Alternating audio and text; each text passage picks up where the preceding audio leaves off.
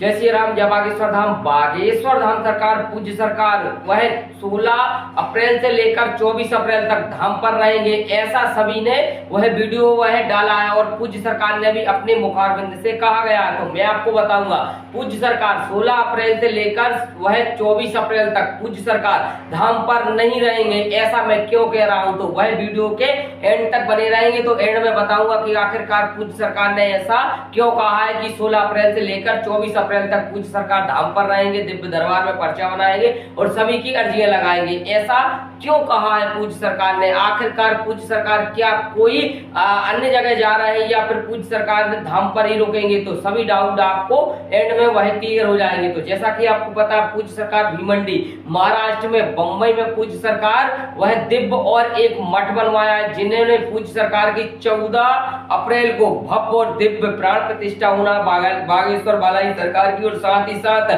वहां पर महीने में एक बार, महीने में 2 बार या फिर 2-3 महीने में 3-4 बार पूज्य सरकार वहां पर पहुंचकर दिव्य दरबार लगाएंगे, दिव्य अर्जियां भी लगाएंगे। और पूज्य सरकार के वह 14 अप्रैल से भव्य और दिव्य वह अर्जियां बांधना भी प्रारंभ हो जाएगा भीमंडी महाराष्ट्र में। और पूज्य सरकार आखिरकार आगे की यात्रा खुद अपने मुखारबिंद से कहा है कि मैं आगे की यात्रा करूंगा। तो देखिएगा, थोड़ी सी क्लिप पेंगे वीडियो में, फिर चर्चा जरूर करेंगे। तो देखिएगा। और फिर 14 तारीख को हनुमान जी का स्थापना महोत्सव मनाकर हम आगे की यात्रा पर जाएंगे। तो जैसा कि आपने सुन लिया होगा कि पूज्य सरकार ने खुद मुखारबिंद से कहा है कि हम वह 14 के बाद वह आगे की यात्रा करेंगे। तो आखिरकार पूज्य सरकार कहां जाने वाले हैं और कहां पर पूज्य सरकार की भव्य और दिव्य? हो सकता है कि पूज्य सरकार जो वह नेपाल में श्री हनुमंत चरित सुनाने के लिए जाने वाले थे, और पूज्य सरकार ने अभी फिलहाल में, क्योंकि वहां पर कोई भी जनता ना पहुंचे, ज्यादा वह भीड़ भड़का ना हो, इसलिए पूज्य सरकार ने इस तरीके से अपने मुखारबिंद से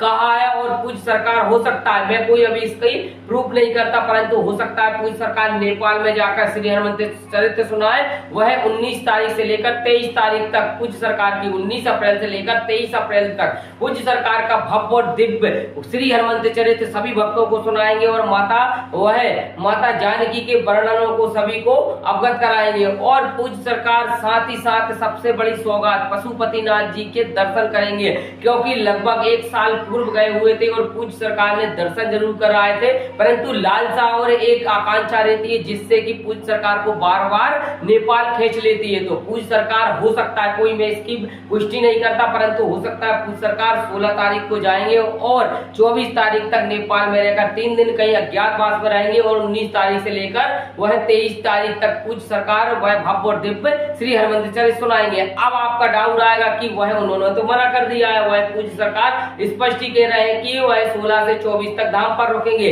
तो वह पूज्य सरकार ने कहा जरूर है, परंतु क्योंकि भीड़ ज्यादा ना हो इसलिए पूज्य सरकार ने ऐसा कहा है, जिससे कि क्योंकि आपको पता होगा कि बिहार में इतनी ज्यादा भीड़ हो गई थी, पूज्य सरकार ने खुद अपने मुखारबिंद से कहा था घर बैठे ही कथा सुनिए, घर बैठे ही दिव्य दरबार का आनंद लीजिए, और वह दिव्य जो वह मानो अर्जी लगती है उसी के समक्ष आप यदि घर बैठे भी अर्जी लगाएंगे तो आपकी स्वीकृति हो जाएगी। तो इसलिए पूज्य सरकार बोल रहा है कि नेपाल में ज्यादा भीड़ भड़का ना हो, क्योंकि नेपाल में ज्यादा यदि भीड़ हो जाएगी तो वहां पर भी स्थिति संभालने में बहुत ही दिक्कत परेशानी पूज्य सरकार के भक्तों के लिए, शिष्यों के लिए होती है। अब आपका आता है कि पूज्य सरकार यदि नेपाल नहीं गए, कथा नहीं करी, तो अन्यथा कहां जाएंगे? तो पूज्य सरकार अभी फिलहाल में तो उन्होंने कहीं ऐसा कहा है कि कहीं दूसरी जगह जाना है, और मैं नेक्स्ट वीडियो में आपको बताऊंगा कि पूज्य सरकार के लिए दूसरी जगह और कहां की वह पूज्य सरकार आखिर इशारा कर रहा है। तो वीडियो यदि आपको अच्छी लगे वीडियो को लाइक करें, शेयर करें और कमेंट में जय श्री राम, जय बागेश्वर धाम सरकार जरूर लिखें।